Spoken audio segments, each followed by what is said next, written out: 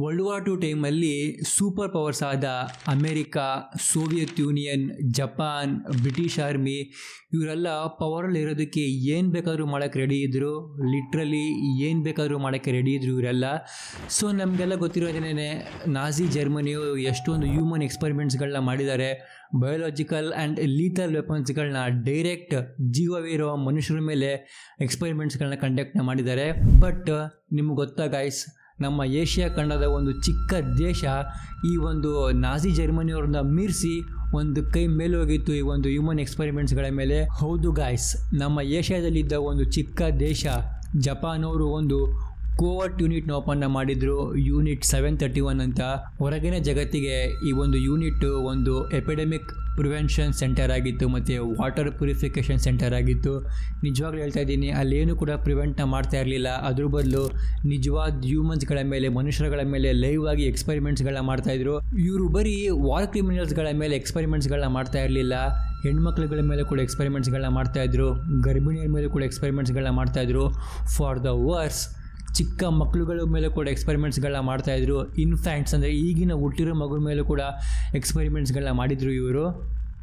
ಒಂದಂತೂ ಪಕ್ಕ ಹೇಳ್ಬೋದು, ಯುದ್ಧದ ಹೆಸರಲ್ಲಿ ಅಥವಾ ವಿಜ್ಞಾನದ ಹೆಸರಲ್ಲಿ ಜಪಾನ್ ಅವರು ಮಾಡಿರೋ ಅತ್ಯಂತ ಭಯಾನಕ ಹ್ಯೂಮನ್ ಎಕ್ಸ್ಪರಿಮೆಂಟ್ಸ್ ಅಂತಲೇ ಹೇಳ್ಬೋದು in the phase of human history. So guys, ಇದು ಜಗತ್ತು ಕಂಡ ಅತ್ಯಂತ ಭಯಾನಕ ಯೂನಿಟ್ 731.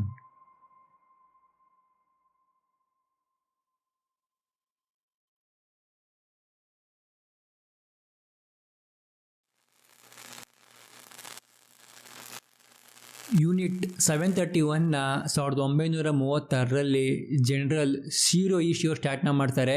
ಇವರು ಕಾಂಬ್ಯಾಟ್ ಆಫೀಸರ್ ಕೂಡ ಆಗಿರ್ತಾರೆ. ಈ ಒಂದು ಕಾಂಪೌಂಡ್ ಎಲ್ಲಿ ಲೊಕೇಟ್ ಆಗಿರುತ್ತೆ ಅಂತಂದರೆ ಆಗಿನ ಜಪಾನ್, ಬಟ್ ಈಗ ನಾರ್ದರ್ನ್ ಪಾರ್ಟ್ ಆಫ್ ಚೈನಾಲಿದೆ, ಹಾರ್ಬಿನ್ ಮಂಚಿಕೋ ಅಲ್ಲಿ ಈ ಒಂದು ಯೂನಿಟ್ ಲೊಕೇಟ್ ಆಗಿದೆ.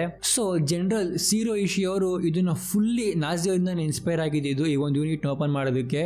ಇವು ಸಿಕ್ಕಾಪಟ್ಟೆ ಯುರೋಪ್ ಟ್ರಿಪ್ಸ್ಗಳನ್ನ ಮಾಡ್ತಾ ಇದ್ರಂತೆ. ಆಗ ನಾಜಿಯವರಿಂದ ಇನ್ಸ್ಪೈರ್ ಆಗಿ ಈ ಒಂದು ಕೋವರ್ಟ್ ಯೂನಿಟ್ನ ಓಪನ್ನ ಮಾಡ್ತಾರೆ. ಈ ಯೂನಿಟ್ನ ಓಪನ್ ಮಾಡಿದ್ದು ಮೇನ್ ರೀಸನ್ ಏನಂತ ಅಂದರೆ 1937ರಲ್ಲಿ ಸೆಕೆಂಡ್ ಶೀನೋ ಜಪಾನ್ ವಾರ್ ಶುರುವಾಗಿರುತ್ತೆ. ಸೊ ಶೀನೋ ಜಪಾನ್ ವಾರ್ ಅಂತ ಅಂದರೆ war between China and Japan ಅಷ್ಟೇನೆ. ಸೊ ನಿಮಗೆ ಒಂದು ಕಾಂಟ್ಯಾಕ್ಟ್ ಕೊಡಬೇಕು ಏನಂತ ಅಂದರೆ ಈ ಒಂದು ಸೆಕೆಂಡ್ ಶೀನೋ ಜಪಾನ್ ವಾರನ್ನೇ ನಮ್ಮ ಏಷ್ಯಾದಲ್ಲಿ ಈ ಒಂದು ಸೆಕೆಂಡ್ ವರ್ಲ್ಡ್ ವಾರ್ನ ಟ್ರಿಗರ್ ಮಾಡಿದ್ದು. ಆ್ಯಂಡ್ 20ನೇ ಶತಮಾನದಲ್ಲೇ ಅತ್ಯಂತ ದೊಡ್ಡ ಮಹಾಯುದ್ಧ ನಮ್ಮ ಏಷ್ಯಾ ಕಂಡಿದ್ದು ಅಂತಂದರೆ ಈ ಒಂದು ಸೆಕೆಂಡ್ ಶೀನೋ ಜಪಾನ್ ಯುದ್ಧನೇ. ಆ್ಯಂಡ್ ಈ ಒಂದು ಹ್ಯೂಮನ್ ಎಕ್ಸ್ಪರಿಮೆಂಟ್ಸ್ಗಳ ವಿಕ್ಟಿಮ್ಸ್ ಯಾರಾಗಿದ್ರು ಅಂತಂದರೆ ಮೋಸ್ಟ್ಲಿ ಚೈನೀಸ್ ವಾರ್ ಕ್ರಿಮಿನಲ್ಸ್ ಆಗಿದ್ದರು, ರಷ್ಯನ್ಸ್ ಆಗಿದ್ದರು, ಮಂಗೋಲಿಯನ್ಸ್ ಆಗಿದ್ದರು. ಇವರು ವೆಸ್ಟ್ ಅವ್ರನ್ನೂ ಕೂಡ ಬಿಟ್ಟಿರಲಿಲ್ಲ. ಯಾರ್ಯಾರು ಸಿಗ್ತಿದ್ರು ಅವರೆಲ್ಲರನ್ನೂ ಕೂಡ ಕರ್ಕೊಂಬಂದು ಈ ಒಂದು ಕಾಂಪೌಂಡಲ್ಲಿ ಹಾಕ್ತಾಯಿದ್ರು. ಆ್ಯಂಡ್ ನಾರ್ಮಲ್ ಸಿಟಿಸನ್ಸ್ನೂ ಕೂಡ ಬಿಟ್ಟಿಲ್ಲ. ಇವರು ನಿಮ್ಮ ರೋಗಕ್ಕೆ ನಾವು ಟ್ರೀಟ್ಮೆಂಟ್ಸ್ಗಳನ್ನ ಕೊಡ್ತೀವಿ ಅಂತ ಅಂದ್ಬಿಟ್ಟು ಸುಳ್ಳು ಹೇಳ್ಕೊಂಡು ಕರ್ಕೊಂಬಂದು ಅವ್ರ ಮೇಲೆ ಕೂಡ ಎಕ್ಸ್ಪರಿಮೆಂಟ್ಸ್ಗಳನ್ನ ಮಾಡಿದ್ದಾರೆ ಇವರು. ಒನ್ಸ್ ಈ ಒಂದು ಕಾಂಪೌಂಡ್ಗೆ ಎಂಟರ್ ಆದಮೇಲೆ ವಿಕ್ಟಿಮ್ಸ್ಗಳ ಒಂದು ಐಡೆಂಟಿಟಿನ ಕಿತ್ಕೊಂಡ್ಬಿಟ್ಟು ಅವರಿಗೆಲ್ಲ ಒಂದು ನಂಬರ್ಸ್ಗಳನ್ನ ಕೊಡ್ತಾಯಿದ್ರು. ಆ ಒಂದು ಯೂನಿಟ್ 731 ಇದೆ ಡಾಕ್ಟರ್ಸ್ಗಳು ಅವ್ರನ್ನೆಲ್ಲ ಆ ಒಂದು ನಂಬರಿಂದ ರೆಫರ್ನ ಮಾಡ್ತಾಯಿದ್ರು. ಇನ್ನೂ ಒಂದು ವರ್ಷ ಏನು ಗೊತ್ತಾ, ಯೂನಿಟ್ 731 ಇದ್ದ ಡಾಕ್ಟರ್ಸ್ಗಳು ಇವ್ರನ್ನ ಹ್ಯೂಮನ್ಸ್ ಅಂತ ರೆಫರೇ ಮಾಡ್ತಾ ಇರಲಿಲ್ಲ, ಮನುಷ್ಯ ಅಂತ ರೆಫರೇ ಮಾಡ್ತಾ ಇರಲಿಲ್ಲ. ಇವ್ರನ್ನ ಮರುತಾಸ್ ಅಥವಾ ಲಾಕ್ಸ್ ಅಂತ ರೆಫರ್ನ ಮಾಡ್ತಾಯಿದ್ರು. ಸ್ಟಾರ್ಟಿಂಗ್ ಸ್ವಲ್ಪ ದಿವಸ ಟೆಸ್ಟ್ ಸಬ್ಜೆಕ್ಟ್ಸ್ಗಳಿಗೆ ಚೆನ್ನಾಗಿ ಊಟ ಕೊಡ್ತಾಯಿದ್ರಂತೆ. ಯಾಕಂತ ಅಂದರೆ ಜನರಲ್ ಶಿರೋ ಇಶಿಯೋ ಪ್ರಕಾರ ಅವರ ಒಂದು ಟೆಸ್ಟ್ ಸಬ್ಜೆಕ್ಟ್ಸ್ಗಳು ಎಷ್ಟು ಆರೋಗ್ಯವಾಗಿರ್ತಾರೋ ಅಷ್ಟೇ ಒಳ್ಳೆಯದು ಟೆಸ್ಟ್ ಮಾಡೋಕ್ಕೆ ಅಂತ ಅಂದ್ಬಿಟ್ಟು.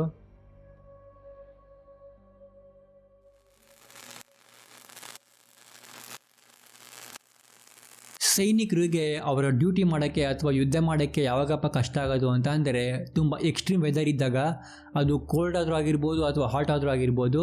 ಸೊ ಹಾಗಾಗಿ ಯೂನಿಟ್ 731 ಇದ್ದ ಡಾಕ್ಟರ್ಸ್ಗಳಿಗೆ ಗೊತ್ತಾಗಬೇಕಿತ್ತಂತೆ ಒಬ್ಬ ಮನುಷ್ಯ ಎಷ್ಟು ಕೋಲ್ಡ್ನ ತಡಿಬೋದು ಅಂತ ಅಂದ್ಬಿಟ್ಟು. ಹಾಗಾಗಿ ಆ ಒಂದು ಡಾಕ್ಟರ್ಸ್ಗಳು ಯೂನಿಟ್ 731 ಇದ್ದ ವಿಕ್ಟಿಮ್ಸ್ಗಳನ್ನ ಎಕ್ಸ್ಟ್ರೀಮ್ ಕೋಲ್ಡ್ ವೆದರ್ಗೆ ಕರ್ಕೊಂಡು ಹೋಗ್ಬಿಟ್ಟು ಅವರ ಕೈ ಕಾಳುಗಳನ್ನ ಹೆಬ್ಬು ಕಟ್ಟಿಸ್ತಾ ಇದ್ರಂತೆ, ಫ್ರೋಸ್ ಮಾಡಿಸ್ತಾ ಇದ್ರಂತೆ. ಆ್ಯಂಡ್ ರಿಪೋರ್ಟ್ಸ್ಗಳ ಪ್ರಕಾರ ಏನಂತ ಅಂದರೆ ಅವರ ಕೈ ಕಾಲುಗಳಿಗೆ ಜೋರಾಗಿ ಹೊಡಿತಾ ಇದ್ರಂತೆ. ಇನ್ ಕೇಸ್ ಜೋರಾಗಿ ಶಬ್ದ ಬಂದರೆ ಅವರ ಕೈಗಾಲು ಎಪ್ಕಟ್ಟಿದೆ ಅಂತ ನಮ್ಗೆ ಗೊತ್ತಾಗ್ತಿತ್ತಂತೆ. ಲೈಕ್ ನೀವು ಒಂದು ಕೋಲ್ನ ತೊಗೊಂಡು ಮರುಕ ಹೊಡೆದಾಗ ಶಬ್ದ ಬರುತ್ತಲ್ಲ, ಅಷ್ಟು ಜೋರಾಗಿ ಶಬ್ದ ಬಂದರೆ ಅಲ್ಲಿದ್ದ ಡಾಕ್ಟರ್ಸ್ಗಳಿಗೆ ಗೊತ್ತಾಗ್ತಿತ್ತಂತೆ, ಓ ಇದು ಎಪ್ಕಟ್ಟಿದೆ ಅಂತ ಅಂದ್ಬಿಟ್ಟು. ಆ್ಯಂಡ್ ಅದನ್ನು ಮತ್ತೆ ಅನ್ಫ್ರೀಸ್ ಮಾಡಬೇಕಲ್ಲ, ಅದನ್ನು ಎಪ್ಕಟ್ಟಿರೋದನ್ನ ಮತ್ತೆ ಕರಗಿಸ್ಬೇಕಲ್ಲ, ಅದ್ರ ಮೇಲೂ ಕೂಡ ಎಕ್ಸ್ಪೆರಿಮೆಂಟ್ಸ್ಗಳನ್ನ ಮಾಡಿದಾರಂತೆ. ಒಬ್ಬೊಬ್ಬರನ್ನ ಸುಮ್ಮನೆ ರೂಮಲ್ಲಿ ಹಾಕ್ಬಿಟ್ಟು ಬಿಡ್ತಾ ಇದ್ರಂತೆ, ಇನ್ನೊಬ್ಬೊಬ್ಬರ ಮೇಲೆ ಫುಲ್ಲು ಕುದಿಯೋ ನೀರನ್ನ ಹಾಕ್ಬಿಟ್ಟು ನೋಡ್ತಾ ಇದ್ರಂತೆ ಅದು ಎಷ್ಟು ಟೈಮ್ಗೆ ಅದು ಅನ್ಫ್ರೀಸ್ ಆಗುತ್ತೆ ಅಂತ ಅಂದ್ಬಿಟ್ಟು. ಅವ್ರ ಹತ್ರ ಫುಲ್ಲು ಟೈಮ್ ಸ್ಟ್ಯಾಂಪ್ಸ್ಗಳೇ ಇತ್ತಂತೆ, ಯಾವ್ಯಾವ ಟೈಮಲ್ಲಿ ಯಾವ್ಯಾವ ನಿಮಿಷದಲ್ಲಿ ಏನೇನಾಗುತ್ತೆ ಅಂತ ಅಂದ್ಬಿಟ್ಟು. ನೆಕ್ಸ್ಟ್ ಎಕ್ಸ್ಪೆರಿಮೆಂಟ್ ಯಾವುದಾಗಿತ್ತು ಅಂತ ಅಂದರೆ ವಿವಿಸೆಕ್ಷನ್.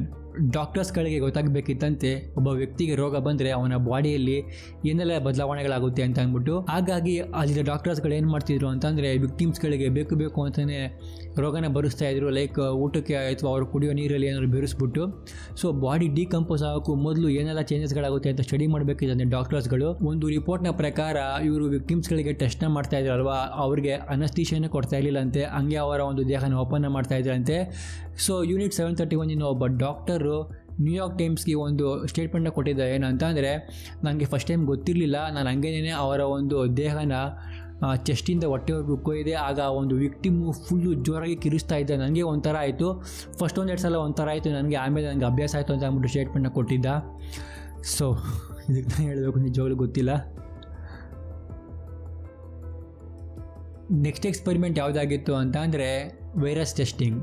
ಸೊ ಈ ಒಂದು ಯೂನಿಟ್ 731 ಒಂದು ಮೇನ್ ಎಕ್ಸ್ಪೆರಿಮೆಂಟ್ ಇದ್ದಿದ್ದೇನೆ ಈ ಒಂದು ವೈರಸ್ ಟೆಸ್ಟಿಂಗು. ಸೊ ಅಲ್ಲಿದ್ದ ಡಾಕ್ಟರ್ಸ್ಗಳು ಏನು ಮಾಡ್ತಿದ್ರು ಅಂತಂದರೆ ವಿಕ್ಟಿಮ್ಸ್ಗಳ ಮೇಲೆ ಕಾಲೆರಾ ಇರ್ಬೋದು, ಬ್ಯೂಬಾನಿಕ್ ಪ್ಲೇಗ್ ಇರ್ಬೋದು, ಆನ್ಥ್ರಾಕ್ಸ್ ಅಂತ ಒಂದಷ್ಟು ವೈರಸ್ಗಳನ್ನ ಇಂಜೆಕ್ಟ್ನ ಮಾಡಿ ನೋಡ್ತಾ ಇದ್ರಂತೆ. ಇವರು ಈ ಒಂದು ಎಕ್ಸ್ಪೆರಿಮೆಂಟ್ನ ಬರೀ ಕಾಂಪೌಂಡ್ ಒಳಗಡೆ ಮಾಡ್ತಾ ಇರಲಿಲ್ಲ, ಕಾಂಪೌಂಡ್ ಹೊರಗಡೆನೂ ಕೂಡ ಮಾಡ್ತಾಯಿದ್ರು. ಇವರು ಇದನ್ನು ಫೀಲ್ಡ್ ಟೆಸ್ಟಿಂಗ್ ಅಂತ ಕರಿತಾ ಇದ್ರು. ಬೇಸಿಕಲಿ ಜಪಾನೀಸ್ ಆರ್ಮಿಯವರು ಏನು ಮಾಡ್ತಿದ್ರು ಅಂತಂದರೆ ಹೆಲಿಕಾಪ್ಟ್ರಿಂದ ಈ ರೀತಿ ವೈರಸ್ಗಳನ್ನ ಚೈನಲ್ಲಿದ್ದ ಚಿಕ್ಕ ಚಿಕ್ಕ ಹಳ್ಳಿಗಳ ಮೇಲೆ ಹೋಗ್ಬಿಟ್ಟು ಬಿಡ್ತಾಯಿದ್ರು. ಜಸ್ಟು ಈ ಒಂದು ವೈರಸ್ಸು ಅಥವಾ ಅವರು ಪ್ರಿಪೇರ್ ಮಾಡಿರೋ ವೈರಸ್ಸು ಎಪಿಡೆಮಿಕ್ ಆಗುತ್ತಾ, ದೊಡ್ಡದಾಗಿ ಔಟ್ಬ್ರೇಕ್ ಆಗುತ್ತಾ ಅಂತ ನೋಡೋದಕ್ಕೆ ಈ ರೀತಿ ಟೆಸ್ಟ್ಗಳನ್ನ ಮಾಡ್ತಾಯಿದ್ರಂತೆ. So cruelty at its peak ಅಂತಲೇ ಹೇಳ್ಬೋದು ಇಲ್ಲಿ. ನೆಕ್ಸ್ಟ್ ಎಕ್ಸ್ಪೆರಿಮೆಂಟ್ ಯಾವುದಾಗಿತ್ತು ಅಂತ ಅಂದರೆ ವೆಪನ್ ಟೆಸ್ಟಿಂಗ್. ಸೊ ಜಪಾನೀಸ್ ಆರ್ಮಿಯವ್ರು ಏನು ಮಾಡ್ತಿದ್ರು ಅಂತಂದರೆ ವಿಕ್ಟಿಮ್ಸ್ಗಳನ್ನ ಕಂಬಿಗೆ ಕಟ್ಟಾಕ್ಬಿಟ್ಟು ಬ್ಲೈಂಡ್ಲಿ ಶೂಟ್ನ ಮಾಡ್ತಾಯಿದ್ರಂತೆ. ಗ್ರೆನೇಡ್ಗಳನ್ನ ಹಾಕ್ಬಿಟ್ಟು ಆ ಒಂದು ರೇಂಜ್ನ ಟೆಸ್ಟ್ನ ಮಾಡ್ತಾಯಿದ್ರಂತೆ. ಆ ಒಂದು ಗ್ರೆನೇಡ್ ರೇಂಜ್ನ ಟಾಕ್ಸಿಕ್ ಗ್ಯಾಸಸ್ಗಳನ್ನ ಕೂಡ ಹಾಕ್ಬಿಟ್ಟು ಟೆಸ್ಟ್ನ ಮಾಡ್ತಾಯಿದ್ರಂತೆ ವಿಕ್ಟಿಮ್ಸ್ಗಳ ಮೇಲೆ. ಆಮೇಲೆ ಆ ಒಂದು ಡಾಕ್ಟರ್ಸ್ಗಳು ಅವರ ಬಾಡೀಸ್ಗಳನ್ನ ಟೆಸ್ಟ್ನ ಮಾಡ್ತಾಯಿದ್ರಂತೆ. ಜಸ್ಟು ಅವರು ಜಪಾನೀಸ್ ಆರ್ಮಿಯವ್ರು ಯೂಸ್ ಮಾಡಿದ ಗನ್ ಎಷ್ಟು ಎಫೆಕ್ಟಿವ್ ಆಗಿತ್ತು ಅಂತ ಅಂದ್ಬಿಟ್ಟು. ನೆಕ್ಸ್ಟು ವಿಕ್ಟಿಮ್ಸ್ಗಳನ್ನ ಪ್ರೆಷರ್ ಚೇಂಬರ್ಸ್ ಒಳಗೆ ಕಳಿಸ್ಬಿಟ್ಟು ಟೆಸ್ಟ್ನ ಮಾಡ್ತಾಯಿದ್ರಂತೆ. ವಿಕ್ಟಿಮ್ಸ್ಗಳು ಆ ಒಂದು ಚೇಂಬರ್ ಒಳಗಡೆ ಹೋಗಿದ ತಕ್ಷಣ ಪ್ರೆಷರ್ನ ಜಾಸ್ತಿ ಮಾಡ್ತಾಯಿದ್ರಂತೆ. ಸೊ ಆ ಒಂದು ವಿಕ್ಟಿಮು ಜಾಸ್ತಿ ಪ್ರೆಷರ್ ತಡೆದಷ್ಟು ಇವರಲ್ಲಿ ಪ್ರೆಷರ್ ಜಾಸ್ತಿ ಮಾಡ್ತಾಯಿದ್ರಂತೆ. ಆಬ್ವಿಯಸ್ಲಿ ನಮ್ಮ ಮನುಷ್ಯರ ದೇಹ ಜಾಸ್ತಿ ಪ್ರೆಷರ್ ತಡೆಯೋಕ್ಕಾಗೋದಿಲ್ಲ.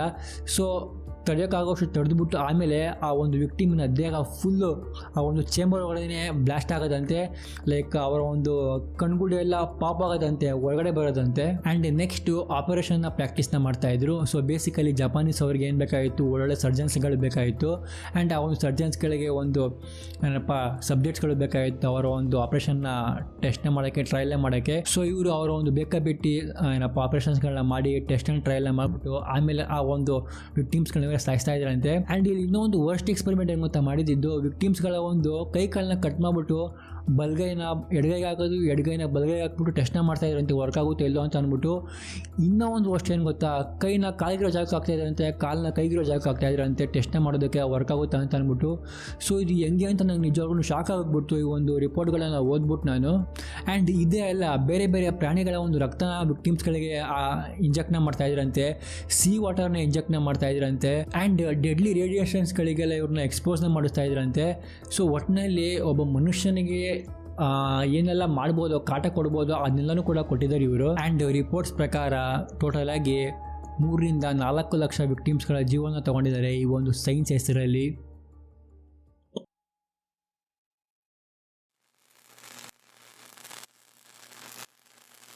ಅದೇನೇ ಆಗಿರಲಿ ಅಂತ್ಯ ಕಾಣಲೇಬೇಕದು.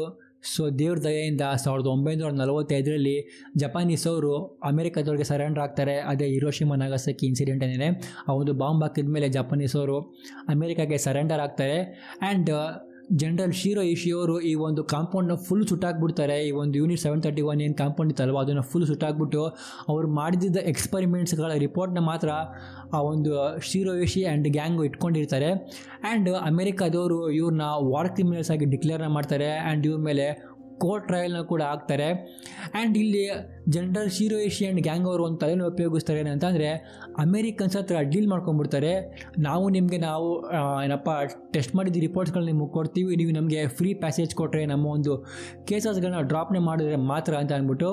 ಆ್ಯಂಡ್ ಅಮೆರಿಕದವ್ರಿಗೆ ಅದೇ ಕೂಡ ಬೇಕಾಗಿತ್ತು. ಯಾಕಂತಂದರೆ ಆ ಒಂದು ರಿಪೋರ್ಟ್ಸು ಸೋವಿಯತ್ ಯೂನಿಯನ್ ಅಂದರೆ ರಷ್ಯಾದವ್ರಿಗೆ ಸಿಕ್ಕಾಪಟ್ಟೆ ಪ್ರಾಬ್ಲಮ್ ಆಗಿರೋದು. ಯಾಕಂತಂದರೆ ಈ ಒಂದು unit 731 majority of the victims Chinese ಆದರೆ ನೆಕ್ಸ್ಟ್ ಇದ್ದಿದ್ದೇನೆ ಸೋವಿಯತ್ ಯೂನಿಯನ್ ಅವರು. ಹಾಗಾಗಿ ಇನ್ ಕೇಸ್ ಅದು ರಷ್ಯಾದವ್ರಿಗೆ ಸಿಕ್ಕಿದ್ರೆ ಮತ್ತೊಂದು ಬೇರೆ ಅಲ್ಲೋಲ ಕಲ್ಲೋಲಾಗೋದು ಅಂತ ಅಂದ್ಬಿಟ್ಟು ಆಗ ಅಮೆರಿಕಾದವರು ಈ ಒಂದು ಡೀಲ್ಗೆ ಒಪ್ಕೊಂಡು ಶಿರೋ ಇಶಿ ಆ್ಯಂಡ್ ಗ್ಯಾಂಗ್ ಈ ಒಂದು ವಾರ್ ಕ್ರಿಮಿನಲ್ಸ್ನ ಫ್ರೀಯಾಗಿ ಬಿಟ್ಬಿಡ್ತಾರೆ. ಸೊ ವರ್ಸ್ಟ್ ಪಾರ್ಟ್ ಏನು ಗೊತ್ತಾ, ಇಲ್ಲಿ ಈ ಒಂದು ಯೂನಿಟ್ 731 ಇದ್ದ ಡಾಕ್ಟರ್ಸ್ಗಳು ಹೊರಗಡೆ ಬಂದಮೇಲೆ ಅವರ ಕ್ಲಿನಿಕ್ಸ್ಗಳನ್ನ ಹಾಕ್ಕೊಂಡು ಫುಲ್ ಸಕ್ಸಸ್ಫುಲ್ ಆಗ್ತಾರೆ. ಆ್ಯಂಡ್ ಅವರಿಗೆಲ್ಲ ಕಾಂಪನ್ಸೇಷನ್ ಕೂಡ ಸಿಕ್ಕಿರುತ್ತೆ. ಆ್ಯಂಡ್ ಟೆಸ್ಟಿಫೈ ಮಾಡಬೇಕಾದ್ರೆ ಜನರಲ್ ಶಿರೋ ಇಶಿಗೆ ಕೋರ್ಟಲ್ಲಿ ಕೇಳ್ತಾರೆ ನೀನು ಯಾಕೆ ಈ ರೀತಿ ಮಾಡಿದೆ ಅಂತ ಅಂದ್ಬಿಟ್ಟು.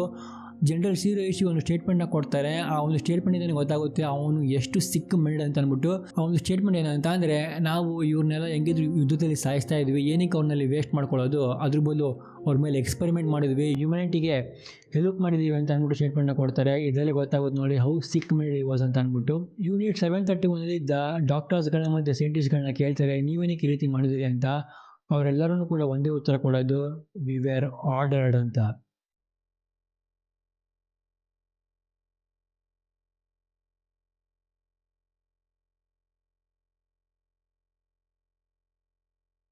ಈ ಒಂದು ವಿಡಿಯೋ ನಿಮಗೆ ಇಷ್ಟ ಆಗಿದೆ ಅಂತ ಅಂದ್ಕೊಳ್ತೀನಿ. ದಯವಿಟ್ಟು ಈ ಒಂದು ವಿಡಿಯೋ ಇಷ್ಟ ಆಗಿದರೆ ಎಲ್ಲ ಕಡೆ ಶೇರ್ನೇ ಮಾಡಿ. ಇದೇ ರೀತಿ ಡಾಕ್ಯುಮೆಂಟರಿ ಸ್ಟೈಲ್ ವೀಡಿಯೋಸ್ಗಳು ನನ್ನ ಚಾನಲಲ್ಲಿ ಎಷ್ಟೊಂದು ವೀಡಿಯೋಸ್ಗಳಿದೆ, ಹೋಗಿ ನಿಮ್ಮ ನಾಲೆಜ್ನ ಗೇನ್ ಮಾಡ್ಕೊಳ್ಳಿ ಅಂತ ಹೇಳ್ತಾ ಮುಂದಿನ ವಿಡಿಯೋ ಸಿಗ್ತೀನಿ ಫ್ರೆಂಡ್ಸ್. ಅಲ್ಲಿವರೆಗೂ signing off, take care, bye. ತಂದೆ ತಾಯಿನ ಚೆನ್ನಾಗಿ ನೋಡ್ಕೊಳ್ಳಿ. See you soon.